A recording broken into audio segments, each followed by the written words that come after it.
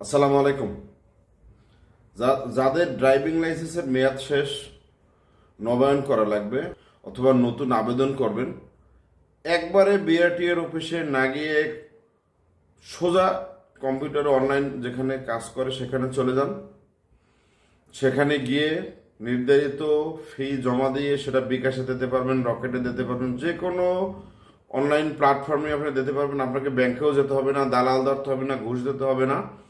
আপনি নির্ধারিত ফর্মে ওখান থেকে আবেদন করবেন।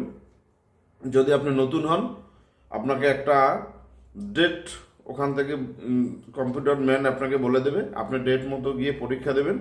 পরীক্ষা দেওয়ার পরে অবশ্যই পাশ করলে আপনাকে অ্যাড্রেস নেবে আপনার কাছ থেকে। সেই অ্যাড্রেসে পোস্ট অফিসের মাধ্যমে আপনার ড্রাইভিং লাইসেন্স চলে যাবে। যাদের নবায়ন করা লাগবে, নবায়ন করতেও কোনো টাকা দেওয়া লাগবে না, কোনো দালাল দেওয়া লাগবে না। কম্পিউটার অনলাইন দোকান থেকে আপনি নবায়ন করবেন।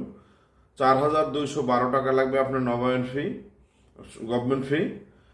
এর সাথে আপনার যে ভদ্রলোক কম্পিউটার ম্যান আপনার কাজটা করে দেবে, তাকে 200-300 টাকা বা তার চাহিদা অনুযায়ী দিয়ে আপনার ড্রাইভিং লাইসেন্স আপনি কোন ঠিকানায় নেবেন এটা পোস্ট অফিসের মাধ্যমে আপনার পৌঁছে যাবে।